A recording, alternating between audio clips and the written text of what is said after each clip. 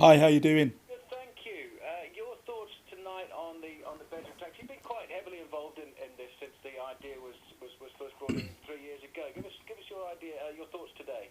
Okay, well, just to introduce myself, I was the regional administrator for the TMSO, which was the mass sleep out group of protesters that came into force when the bedroom tax evolved in April 2013. It was a national group that came together from a grassroots movement. And And why are you so upset about it? well, I personally can feel the pain that everybody has gone through and continues to go through. And let's not forget, which I think has been forgotten, it certainly hasn't been highlighted on this bulletin or this show this evening, is the people that have already died from this issue, you know? And people have died because of the bedroom tax. Yes, because they've committed suicide and they've been driven to kill themselves because of the issues. Do you have evidence of that? Do you? Yes, I mean we have one in Solihull. We've got one recently in Rotherham. It's in the media. I mean, you can And why Google would it. someone be driven to suicide because of the bedroom tax? Because of the stress that it causes people. At the end of the day, it is an attack on disabled and vulnerable people. You know, it's a conservative Tory policy that was manufactured by no less than millionaire Ian Duncan Smith. Well, it doesn't matter necessarily just how much people may or may not earn who implement these policies. The fact of the matter is, people from the other side seem to think, well, there's a couple of things here, isn't there?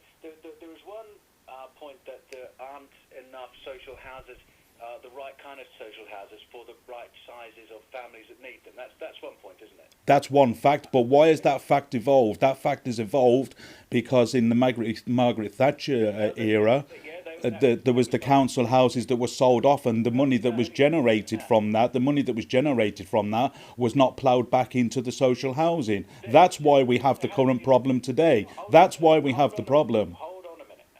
So clearly there needs to be more built, and so the interim idea is to bring in this bedroom tax to try and help pay, or at least to try and give the option for people who don't need a number of rooms to move to somewhere smaller. And those on the other side of this, those private tenants who say, well, hang on a minute, I can't afford a spare room and I'd like one.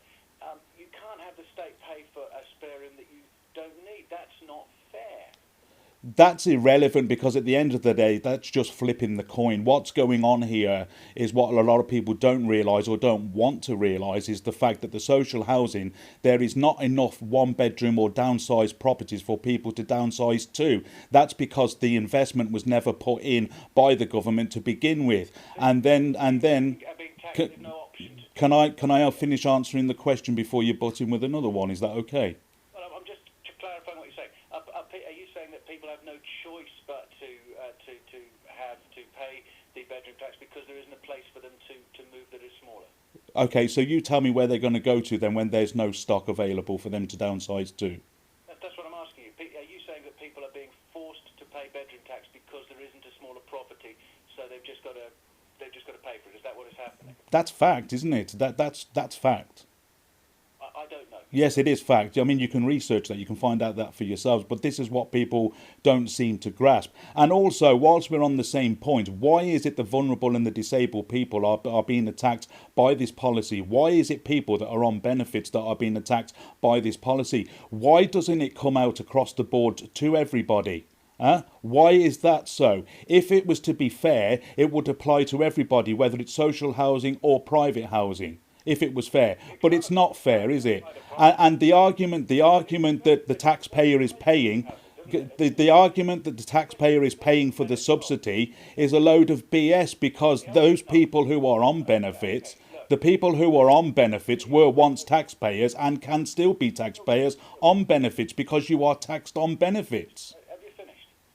Well, if you let me finish without butting in, maybe people can hear what I'm saying. Well, I just I'm think... very passionate about this. I am sorry. I'm very passionate about it because I do feel the pain. Just take a breath. Take a breath. It can't possibly apply to a private tenant because it already does. I live or used to live in a private apartment that I rented from a landlord. I couldn't afford a 2 or 3 bedroom place with a dining room, so I had to go for could afford. It already applies. How does it apply? Because at the end of the day, you make that decision ultimately whether you want that two-bedroom house and pay it. Now, at the end of the day, if a person needs, as is the case and is the evidence, these are people who are already in that situation. They haven't chose, oh, I'll go into a one-bedroom flat with my 4 children. It's a wrong decision. The fact still remains that there's no stock. There never was when the policy was brought in. It was an attack on the vulnerable. No, thank you so much. Thank you. I wasn't expecting you to kick off that much, to be honest. Well, I think we need to get the points across, really, to be fair. I agree. There are other ways of doing it, though, because that wasn't what I was expecting. Well, I'm sorry, but it needs to be aired. It's okay, but I'm in loads of trouble, right? Okay, thank you. Okay, Noel. Thank you, bye-bye.